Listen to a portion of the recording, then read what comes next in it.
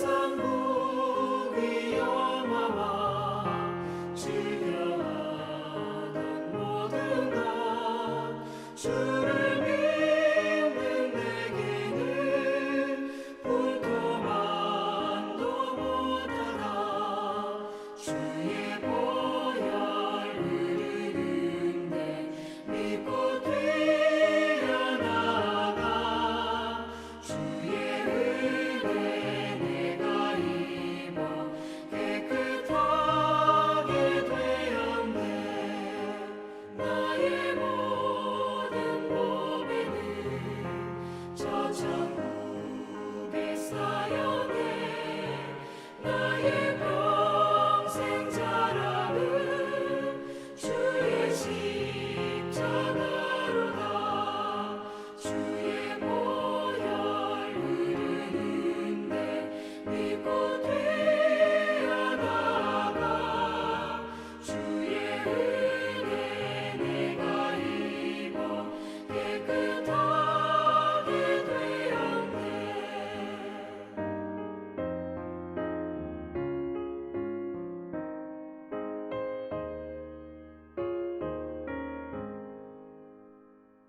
새날이 밝았습니다. 오늘도 말씀을 통해 우리를 새롭게 하실 주님의 은혜를 기대합니다. 우리가 흔히 쓰는 표현 중에 버릴 게 하나도 없다라는 말이 있잖아요. 주님 안에 있는 우리에게 딱 맞는 표현인 것 같습니다. 우리가 지나온 시간 가운데에는 때로 이해되지 않았던 순간들도 있었지만 하나님께서는 그것들을 그냥 버려두지 않으시고 우리의 삶을 빚어가시는 은혜의 과정으로 사용하시기 때문입니다. 그래서 오늘도 우리는 있는 모습 그대로 주님 앞에 나아갈 수 있어요. 부족한 모습도 해결되지 않은 고민도 마음에 남아있는 아픔도 주님께 맡겨드리면서 그런 우리의 모습까지도 우리 주님께서 어떻게 사용하실지 기대할 수 있기 때문입니다. 그 기대를 가지고 오늘도 함께 말씀 앞으로 나아가기를 원합니다. 8월 19일 수요일 오늘 우리에게 주시는 말씀은 이사야 29장 15절에서 24절까지 말씀입니다. 각자의 자리에서 함께 읽도록 하겠습니다. 자기의 계획을 여호와께 깊이 숨기려 하는 자들은 화 있을진저. 그들의 일을 어두운 데에서 행하며 이르기를 누가 우리를 보랴 누가 우리를 알랴 하니 너희의 패역함이 심하도다. 토기장이를 어찌 진흙같이 여기겠느냐. 지음을 받은 물건이 어찌 자기를 지은 이에게 대하여 이르기를 그가 나를 짓지 아니하였다 하겠으며 빚음을 받은 물건이 자기를 빚은 이에게 대하여 이르기를 그가 총명이 없다 하겠느냐. 오래지 아니하여 레바논이 기름진 밭으로 변하지 아니하겠으며 기름진 밭이 숲으로 여겨지지 아니하겠느냐. 그날에 못 듣는 사람이 책의 말을 들을 것이며 어둡고 캄캄한 데에서 맹인의 눈이 볼 것이며 겸손한 자에게 여호와로 말미암아 기쁨이 더하겠고 사람 중 가난한 자가 이스라엘의 거룩하신 이로 말미암아 즐거워하리니 이는 강포한 자가 소멸되었으며 오만한 자가 그쳤으며 죄악의 기회를 엿보던 자가 다 끊어졌습니다. 그들은 송사로 사람에게 죄를 씌우며 성문에서 판단하는 자를 올무로 잡듯하며 헛된 일로 의인을 억울하게 하느니라. 그러므로 아브라함을 구속하신 여호와께서 야곱 족속에 대하여 이같이 말씀하시되 야곱이 이제는 부끄러워하지 아니하겠고 그의 얼굴이 이제는 창백해지지 아니할 것이며 그의 자손은 내 손이 그 가운데에서 행한 것을 볼 때에 내 이름을 거룩하다 하며 야곱의 거룩한 일을 거룩하다 하며 이스라엘의 하나님을 경외할 것이며 마음이 혼미하던 자들도 총명하게 되며 원망하던 자들도 교훈을 받으리라 하셨느니라. 아멘. 오늘 본문을 이해하려면 당시 유다가 처해 있던 상황을 다시금 떠올릴 필요가 있습니다. 이사야 선지자가 활동하던 시기 유다는 강대국 아수르의 위협 앞에 서 있었는데요. 아수르는 이미 북이스라엘을 무너뜨렸고 이제 남쪽의 유다까지 넘보고 있었던 상황이었습니다. 그로 인해 나라 전체가 불안에 떨던 때였죠. 이런 상황에서 유다의 왕과 지도자들은 한 가지 계획을 세웁니다. 남쪽의 또 다른 강국인 애국과 동맹을 맺어 아수르에 맞서겠다는 것이었죠. 군사적으로 보면 꽤 그럴듯한 판단이었습니다. 애굽 역시도 강력한 군대를 거느리고 있었으니까요.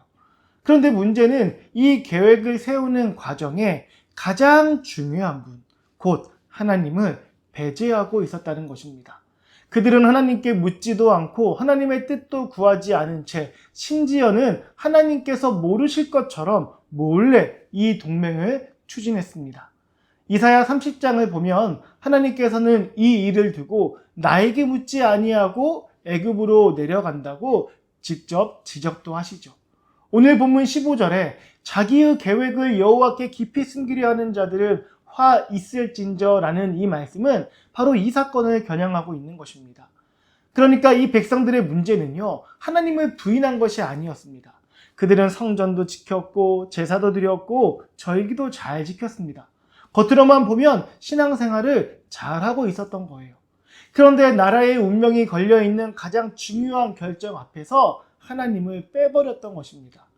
이거는 정치적인 문제야, 이건 군사적인 문제야, 이렇게 생각하면서 하나님의 영역과 현실의 영역을 나누어 버렸던 겁니다. 그리고 이것이 바로 이사야 29장 앞부분에서 하나님께서 지적하신 입술로는 나를 공경하나 그들의 마음은 내게서 멀리 떠났다는 상태가 실제 삶에서 어떻게 드러나고 있었는지를 잘 보여주는 장면입니다. 마음이 멀어졌다는 것은 추상적인 상태가 아니라 중요한 결정의 순간에 하나님을 참고인으로조차 세우지 않는 이러한 구체적인 행동으로 나타났던 것입니다. 사랑하는 성도 여러분, 사실 이러한 모습이요, 우리에게 결코 낯설지만은 않은 거죠. 우리 역시 삶에서 비슷한 선택을 할 때가 참 많이 있기 때문입니다. 우리에게도 각자의 애굽이 있는 거죠. 불안한 상황이 찾아왔을 때 하나님께 묻기보다 먼저 찾게 되는 그런 것들 말입니다. 어떤 이에게는 돈이 애굽이고, 어떤 이에게는 인맥이나 어떤 사람들과의 관계가 애굽이고, 또 어떤 사람에게는 자신의 경험과 판단력이 애굽이 되는 것입니다.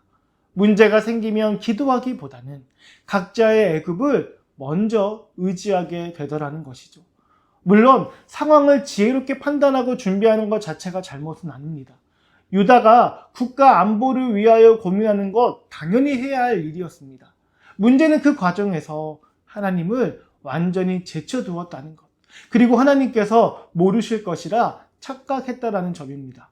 사랑하는 성도 여러분, 혹시 지금 우리 삶에도 하나님께 묻지 않은 채 진행 중인 계획이나 고민이 있을까요? 오늘 이 말씀이 우리를 탓하거나 책망하는 소리가 아니라 잠시 멈추어서 우리의 걸음을 돌아보게 하는 은혜의 시간이 되기를 간절히 소망합니다. 이어지는 16절을 보면 하나님께서는 이 모습을 토기장이와 진흙의 관계로 비유하여 말씀하여 주시는데요. 지음받은 진흙이 자신을 만든 토기장이에게 당신이 나를 만든 것이 아니다 라고 하거나 당신은 아무것도 모른다 라고 말하는 그런 꼴이라는 것입니다. 당시 사람들에게 토기장이는 매우 익숙한 모습이었을 거예요. 진흙이 그릇이 되기까지는 전적으로 토기장이의 손에 달려 있다는 것을 누구나가 잘 알고 있었을 것입니다.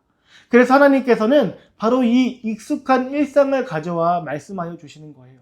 너희와 나의 관계가 바로 이러한 관계인데 너희는 지금 그 질서를 뒤집고 있다. 만들어진 피조물이 자신을 창조한 주인을 향해 당신은 내 사정을 전혀 모른다며 외면하고 있다. 사실 유다 백성들이요, 이렇게 행동했던 데에는 나름의 이유는 있었습니다. 눈앞에는 아스루의 강력한 군대가 당장 밀려오는데 보이지 않는 하나님의 도우심은 더디게만 느껴졌기 때문이에요. 그러니 눈에 보이는 애굽의 말과 병거가 훨씬 더 확실한 대안처럼 보였던 것입니다. 사실 우리도 그렇죠. 눈앞에 현실적 대책이 보이면 그것이 더 믿음직하게 느껴지고 눈에 보이지 않는 하나님의 인도하심은 불확실하게 느껴질 때가 있습니다. 그래서 불안이 커질수록 어떻게든 내 힘으로 상황을 통제하려 하고 그럴수록 하나님께 전적으로 맡겨드리는 일은 더욱 어렵게 느껴지는 거죠. 그러나 하나님께서는 분명하게 선포하고 계십니다. 우리가 하나님을 없는 것처럼 취급한다고 해서 하나님의 존재와 주권이 사라지는 것이 아니며 우리가 하나님을 모른다고 생각할 때조차 하나님은 우리의 모든 상황을 불꽃 같은 눈동자로 알고 계신다는 것입니다. 이 말씀은 우리에게 거룩한 경각심을 주는 엄중한 경고이기도 하지만 동시에 한없는 위로가 되는 말씀이에요. 왜냐하면 우리가 하나님을 잊어버리고 홀로 불안해하며 방황하는 그 순간에도 하나님은 우리를 단 한 번도 놓지 않으셨고 우리의 고단한 형편들을 이미 다 알고 계시기 때문인 것입니다. 하나님은 여전히 내 삶의 주인이시며 내 삶을 빚어가시는 토기장이세요. 그러므로 사랑하는 성도 여러분, 모든 상황을 혼자 짊어지고 책임지려 버티고 계신 분이 있다면 오늘 이 말씀 앞에서 그 무거운 짐들을 우리 주님께 내려놓으시기를 바랍니다. 나보다 나를 더 잘 아시는 토기장이 되신 주님께 우리의 삶을 다시 맡겨드리는 복된 하루가 되시기를 소망합니다. 이어지는 17절부터는 본문의 분위기가 사뭇 달라지게 됩니다. 오래지 아니하여 레바논이 기름진 밭으로 변하지 아니하겠으며 라는 말씀으로 시작해서 듣지 못하던 자가 책의 말을 듣게 되고 어둠 속에 있던 소경의 눈이 보게 되며 겸손한 자가 여호와로 말미암아 다시 기뻐하게 될 것이라고 합니다. 반대로 포악한 자는 사라지고 거만한 자는 소멸되며 죄악의 기회를 노리던 자들은 모두 끊어질 것이라고도 하죠. 여기서 언급된 레바논은 울창하고 거대한 숲으로 유명한 곳이었습니다. 사람이 보기에는 절대 바뀔 것 같지 않은 그 거대한 숲조차도 하나님께서 손대시면 한순간에 기름진 밭으로 변한다라는 것입니다. 즉 인간이 자기 꾀로 망가뜨려 놓은 모든 판도를 하나님께서 친히 바로잡고 뒤집으시겠다는 말씀을 하고 계시는 거예요. 유다가 눈치 보며 의지하려 했던 애굽도, 유다를 위협하던 강력한 아수르도, 몰래 추진하던 인간적인 동맹도 결코 역사의 마지막 결정권자가 될 수 없음을 분명히 하고 계시는 것입니다. 역사를 움직이시고 마침내 완성하시는 분은 오직 하나님 한 분뿐이시니까요. 이 약속은 당시 백성들에게 두 가지의 분명한 메시지로 전해졌습니다. 하나님을 제쳐두고 교만하게 자기 계획을 밀어붙이던 지도자들에게는 엄중한 경고였고요. 그 권력의 틈바구니에서 숨죽이며 억울하게 눌려있던 가난한 백성들에게는 참된 위로였던 것입니다. 이제 21절을 보면 재판 자리에서 힘없는 사람을 억울하게 만들던 자들이 사라질 것이라고 하는데요. 당시 도시의 성문 앞은 재판이 열리던 공정한 장소여야 했습니다. 그러나 권력자들은 그곳에서 말재주와 힘을 앞세워 약자들의 권리를 빼앗고 억울한 눈물을 흘리게 만들었습니다. 하나님은 그 모든 불의를 눈여겨보고 계셨고 그 불합리한 구조를 결코 그대로 두지 않겠다라고 선언하십니다. 사랑하는 성도 여러분, 지금도 세상은 목소리가 크고 힘 있는 사람이 항상 이기는 것처럼 보일 때가 많습니다. 정직하고 성실하게 말씀대로 살려는 사람이 오히려 손해를 보고 억울함을 당하는 것처럼 느낄 때가 있어요. 그러나 하나님은 세상이 결코 그렇게 끝나도록 가만두지 않으십니다. 마침내 모든 것을 바로잡으시고 정의를 이루실 주님의 신실한 약속이 오늘 억울함과 답답함 속에서도 믿음으로 버텨내고 계신 우리 지체분들에게 격려와 또 큰 힘이 되기를 간절히 소망합니다. 나아가 오늘 말씀은 그렇게 주님을 바라보며 버텨내는 우리에게 하나님이 이루실 회복에 아주 중요한 특징 하나를 더 보여주고 있는데요. 그것은 바로 눈과 귀의 회복입니다. 18절에서 못 듣는 사람이 책의 말을 들을 것이며 어둡고 깜깜한 데에서 맹인의 눈이 볼 것이라고 말씀하십니다. 이것이 상당한 의미가 있는 표현인 것이 이사야는 앞선 6장에서 이미 너희가 듣기는 들어도 깨닫지 못하고 보기는 보아도 알지 못한다는 그 말씀을 한 바가 있죠. 그러니까 이 백성의 가장 근본적인 문제는요, 눈앞에 닥쳐있는 아수르가 아니에요. 하나님께서 말씀하셔도 듣지 못하고 하나님께서 일하셔도 알아보지 못하는 그 영적인 소경, 영적인 알아듣지 못하는 상태가 진짜 문제였던 것입니다. 그러니 하나님의 회복은 바로 그 닫힌 눈과 귀를 여시는 일로 시작된다라고 말씀하여 주시는 것입니다. 환경을 먼저 바꾸시기 전에 사람을 먼저 바꾸시는 것이죠. 이 말씀은 우리에게도 그대로 적용이 되는 건데요. 하나님이 아무 말씀도 하지 않으시는 것처럼 느껴질 때가 있지만 사실은 내가 듣고 싶은 말만 듣고 있을 때가 많아요. 하나님이 일하지 않으시는 것처럼 느껴질 때가 있지만 사실은 내가 보고 싶은 것만 보고 있을 때가 많은 것입니다. 이미 받은 은혜는 작게 여기고 아직 해결되지 않은 문제만 크게 바라보느라 마음이 메말라갈 때도 있습니다. 그래서 우리는 이렇게 기도할 수 있을 것 같습니다. 주님, 상황만 보지 않게 해주십시오. 사람들의 말에만 끌려가지 않게 해주십시오. 제 생각만 붙들지 말고 주님이 무엇을 말씀하시는지를 잘 듣게 해주십시오. 하나님이 우리의 눈과 귀를 열어주실 때 우리는 같은 자리에서도 전혀 다른 모양의 삶을 살아가게 되는 것입니다. 오늘 그런 변화가 우리 가운데 시작될 수 있기를 간절히 소망합니다. 본문은 마지막으로 회복의 최종 목적이 무엇인지를 분명히 일러주고 있습니다. 22절에 하나님은 자신을 아브라함을 구속하신 여호와라고 소개하십니다. 옛적 아브라함을 불러내시고 약속을 맺으셨던 신실하신 하나님께서 지금도 그 약속을 결코 잊지 않으셨다라는 뜻입니다. 그리고 23절을 보면 회복된 백성은 하나님께서 자기들 가운데서 행하신 일을 보고 하나님의 이름을 거룩하게 하게 된다라고 하십니다.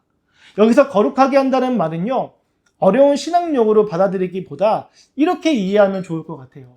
하나님이 어떤 분이신지를 제대로 인정하고 높인다라는 뜻으로요.